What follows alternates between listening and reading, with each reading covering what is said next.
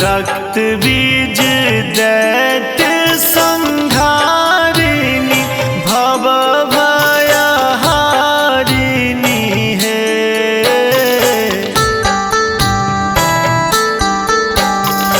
रक्त बीज दैत्य संहारिणी भव भयहारिणी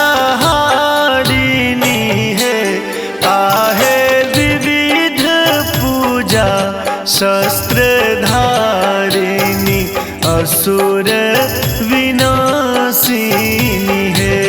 आहे गर्दन मुंडक माल अरुल लाल शोभन है।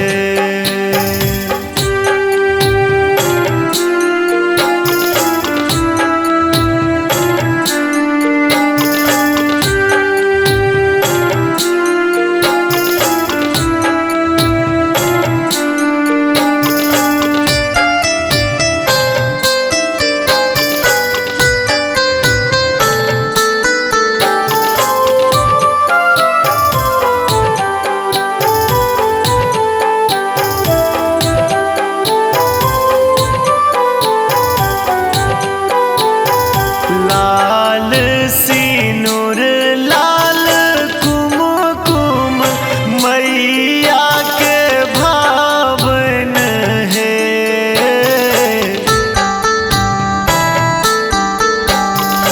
लाल सिनुर लाल कुमकुम मैया के भावन है। आहे चलू चलू जब माता के मन सो मने बहन